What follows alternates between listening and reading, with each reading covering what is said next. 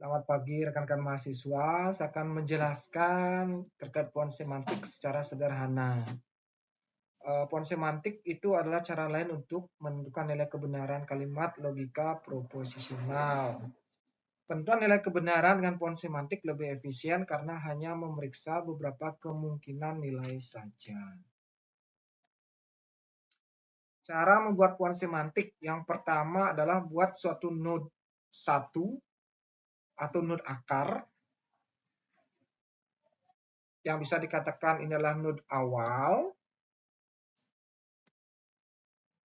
Ini adalah node awal, node 1 ini adalah node awal. Kemudian kita hubungkan dengan node selanjutnya yaitu node 2. Ya. Nah, setelah node 1 terhubung dengan node 2, kita beri nilai kebenaran, misalnya simbol proposisional adalah P. Tergantung dari soal nanti tentunya. Bahwa untuk cabang garis node 1 dan 2 kita berikan nilai pertama, pasti nilainya adalah true atau T. Selanjutnya yang ketiga, kita evaluasi nilai kebenaran kalimatnya dengan mengganti simbol proposisional terkait sesuai langkah 2. Yaitu P kita beri nilai kebenaran true atau T. Nah, bila sudah diperoleh nilai kebenaran kalimatnya, tuliskan di bawah node.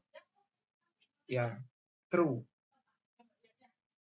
Bila false, kita tuliskan juga false.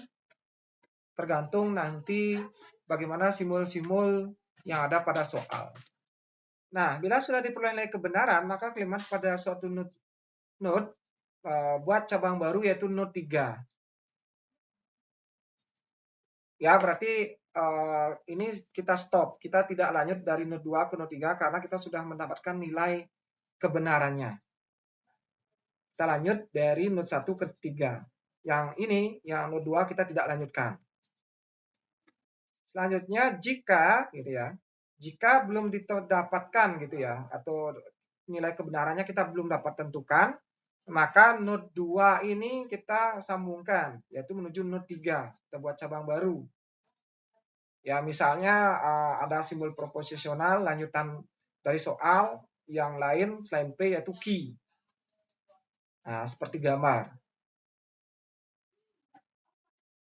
Langkah selanjutnya, apabila semua cabang telah diperoleh nilai kebenaran kalimatnya, maka pohon semantik selesai dibuat. Tuliskan interpretasi yang bersesuaian dengan nilai kebenaran kalimat yang telah diperoleh. Nah, ini istilahnya ada node akar, node daun, panjang jalur, jumlah jalur, dan node internal. Nah, istilahnya kita bisa lihat node akar itu yaitu node yang pertama ya. Ini yang pertama nih bisa kita sebut sebagai node akar. Kemudian node daun yaitu yang menjadi akhir cabang node akar yang memiliki nilai kebenaran yaitu 4, 5, dan 3. 4, ini yang akhir ya. Ini daun 4, 5, dan 3.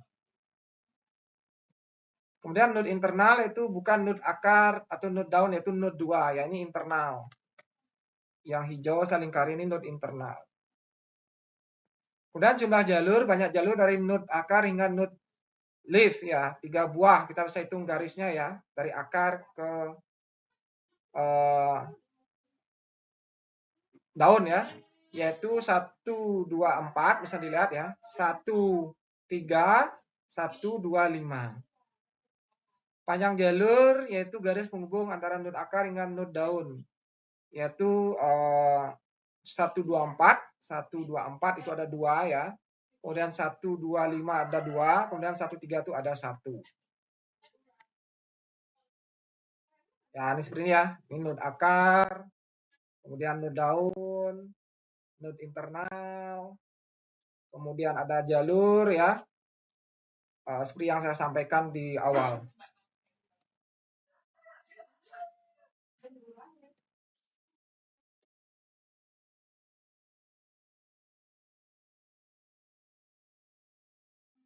Nah, sebagai contoh ya untuk membuat font semantik, contohnya ada kalimat not r, and r or key. Di sini ada dua kalimat simbol proposisional yaitu r dan key gitu ya. Kemudian kita buat font semantik. Nah, yang pertama seperti langkah-langkah di awal, kita buat not akar dulu tentunya. Ya, yaitu 1, not akar ini 1.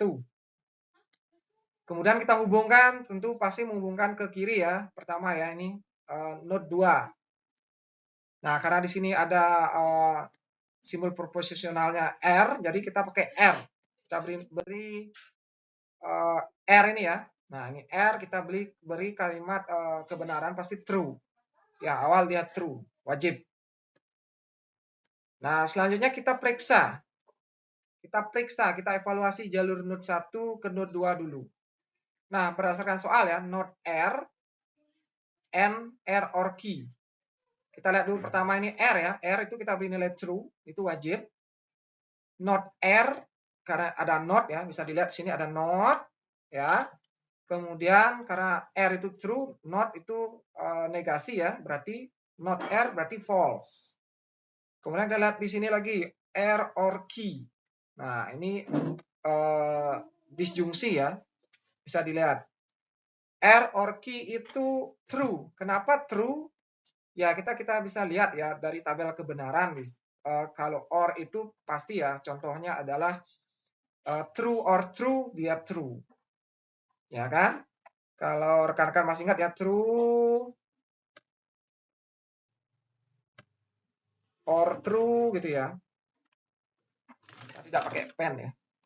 Apa namanya? True sama dengan true. Seperti itu ya. False or true gitu ya. Sama dengan true. Semuanya true ya, kecuali kecuali false or false. Kenapa? Karena sederhananya kalau kita disuruh memilih pasti memilih yang terbaik gitu ya. Maksudnya milih emas atau berlian, pasti milih berlian gitu ya. Milih berlian atau perak pasti milih berlian gitu ya. Memilih uang 100.000 atau 50.000 pasti kita 100.000 kita pilih. Itu disjungsi ya. Kemudian kita lihat lagi node R, N, node R or key. Itu konjungsi. Kalau rekan-rekan masih ingat aturan konjungsi ya. Jadi silakan pelajari aturan konjungsi, ini bernilai false. Jadi kesimpulannya E-nya itu false. Sudah ketemu kan ini hasilnya? False. Jadi kita tidak lanjut node 2 ke node 3, kita tidak lanjutkan karena sudah ketemu nilainya. Jadi kita lanjut ke R. Karena R ini sudah kita beri true ya. Kemudian di sini kita sudah ketemu false, kita lanjut R-nya kita beri nilai false. Ya, kita coba R-nya false. Jadi evaluasi lagi, ketika R-nya false, berarti node R jadinya true ya. R or key, kenapa tanda tanya? Ya jelas ya. R-nya itu false. Ya. Kemudian node R itu true. Ya, R or key. R ini kan false ya. Key, jadi kita tidak tahu nih kenapa key ini bisa true atau false. Kenapa? Karena di aturan